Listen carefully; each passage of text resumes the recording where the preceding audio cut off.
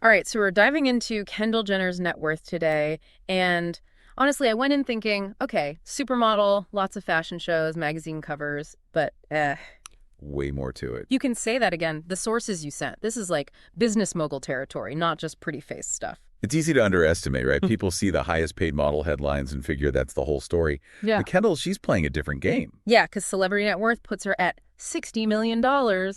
And we've got multiple sources saying she eyes the highest paid model globally. What does that even mean, money-wise, at that level? It's tricky to get exact figures from modeling alone, but you got to think beyond just walking the runway. This is a woman who's the face of, like, Estee Lauder, Calvin Klein, even that whole Pepsi thing, however that went down. Yeah. Those deals are huge EE. Right, the endorsements. Her name attached to a product is worth millions, basically. Exactly. It's instant recognition, global reach. Brands will shell out big for a piece of that. But what's interesting is how she's used that initial fame as a springboard. We got to talk Keeping Up with the Kardashians. That show is everywhere for years. What kind of money are we even talking about for that? Oh, it was a goldmine, no question. We're seeing sources saying each sister was pulling in something like $4.5 million per season back in 2017.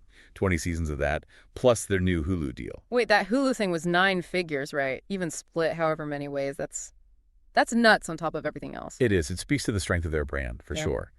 But what's fascinating is her sisters mostly stuck to the beauty and fashion lanes, but Kendall, 818 Tequila, which Forbes says did over $25 million in sales in 2022 alone. That's not just riding coattails. That's entrepreneurial, yeah, and a totally different market than her sisters. Yeah. Smart. She's diversifying. Which you can't forget the social media side of things. Kendall's Instagram alone is over 127 million followers. What's a sponsored post even have go for with that reach? Oh, could be thousands, tens of thousands, even hundreds of thousands, depending on the campaign. That kind of audience, that engagement, it's its own business, really. So we're talking modeling money, reality TV money, her own tequila brand doing incredibly well, PLUS, all the social media stuff. It really is an empire. It is, and it comes back to her leveraging opportunity. Yeah. She could have easily just ridden the family wave, but she's actively building something more. It's way more strategic than people give her credit for.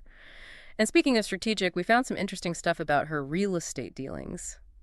Seems she's got a knack for that, too. Oh, yeah. She's been pretty low-key about it compared to some of her siblings. Got to give her that. So, spill it. What'd you find? Well, back in 2014, she bought a condo. Westwood went for $1.3 million. Tried to sell it a few years later. Took a bit of a loss, but... Happens to the best of us, I guess. Right. Even supermodels got to learn the real estate game sometimes, I guess. So what happened? Did she swear off property after that? Nah, not at all. If anything, she doubled down. Sold a place in the Hollywood Hills in 2017, actually. She bought it from John Krasinski. And Emily Blunt originally made a tidy profit on that one, gotta say. See, now that's impressive, flipping houses in Hollywood. So what you do, immediately buy something bigger. Pretty much. Snagged a 5-bedroom place in Mulholland Estates. That's like Beverly Hills top tier. 5 bedrooms. Seems a tad much, even for a Kardashian, no? It's not just about having the rooms, though, is it? It's about owning a piece of that neighborhood. Prime real estate. True, it's an investment as much as anything else. But it does make you wonder, with all these different things making her money, how does she even decide where to put it all? That is the million-dollar question. Or, well, $60 million question in her case. It's what makes her so fascinating. She gets diversification. It's like she's playing chess with her money, right? Thinking 5 steps ahead, making sure no matter what, there's always something else going on. 100%. And it's not even just about stacking cash. It's building a brand that's bigger than modeling or reality TV, something with staying power. 'Cause, let's be real, modeling can be brutal. One minute you're it, the next there's a new look. Gone, right. So she's securing the bag for the long haul. And with 818, it's not like she just slapped her name on a bottle and called it a day. She's involved in the development, the marketing, the whole 9 yards. It's that Kardashian work ethic, right? They don't just sit on a pile of money, they make it work. It's a combo, for sure. Some of it's got to be in their blood, but then you layer on the actual effort, the smarts. Can't teach that. Although, oh, no, here come the butts. What'd she mess up? it's not all perfect, is it? Okay. We got to talk Fire Festival. That was not great, PR-wise. Oh, right. Endorsed that whole thing, and it imploded spectacular. Exactly. And that's the dark side of influencer stuff. Popularity only gets you so far, then it's on you to make sure what you're pushing is legit. And wasn't there a thing with some T-shirts like Tupac and Biggie images, and then Yeah, ended up getting sued by their estates. Apparently hadn't gotten the rights to use those images. Big legal mess. wow. So even with a team of lawyers, you can still trip up. But hey, seems like she learned from it, right? That's the thing. She's got resilience, doesn't crumble when things go wrong, bounces back, keeps moving forward. So if we had to like sum up Kendall's financial strategy in a sentence, Diversify everything, conquer every market, and always be investing. catchy and clearly working, but big question here. Is it all her? Or is this a case of Nepo baby just benefiting from the family name? That is the million-dollar question, isn't it?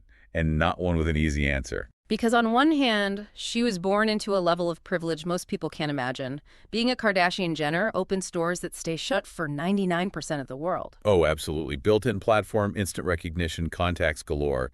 She didn't start from zero, that's for sure. But here's the thing. Plenty of rich kids just coast on that, right? Trust fund babies who never work a day. Kendall's out here building businesses. Huge point. She's putting in the work. Yeah. This isn't just showing up for a photo shoot. This is real deal business acumen. And she's had those learning curves, the Fire Festival fiasco, the T-shirt debacle. She's taken risks, messed up, and come out the other side. You can't discount the privilege, no way.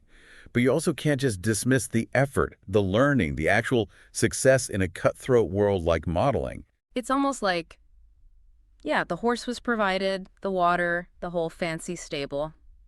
But she still had to choose to get in the race. And she didn't just get in, she's like winning some of these races, you know? Makes you think, is she deliberately trying to build something that lasts way beyond modeling? I think that's got to be part of it, yeah. You look at her choices, the real estate, the tequila. Yeah. Those are long game moves. Not trendy, not going to disappear overnight. Smart. Shows a different side to her than, what you get in the gossip rags. So we started this whole deep dive wondering, was Kendall Jenner's success all self-made? What's the verdict? Tough one. Can't ignore the leg up she had, right? Like family name opens doors most people could only dream of. Yeah. But she's doing something with it. It's not like she's just living off a trust fund, never worked a day in her life. Nope. She's putting in the hours, making the deals, taking the risks, and succeeding. Got to give her that. It's almost like, yeah, the opportunities were there thanks to the family, but she's the one who took them and turned them into, well, this. It's more interesting that way, isn't it? The story of someone who's given a lot, but makes their own choices about what to do with it. 100%. And on that note, I think we've reached the end of our deep dive into the fascinating world of Kendall Jenner's finances. Hopefully folks listening have a better understanding of not just how much money she's got, but where it came from and the strategy behind it. Right. Because it's way more than just posing for a camera, that's for sure. All right, so we always love to hear from you guys. What surprised you the most about Kendall Jenner's empire? Hit us up on our socials. Let's keep the conversation going. Until next time, keep digging, keep questioning, and most importantly, keep it locked right here for more deep dives.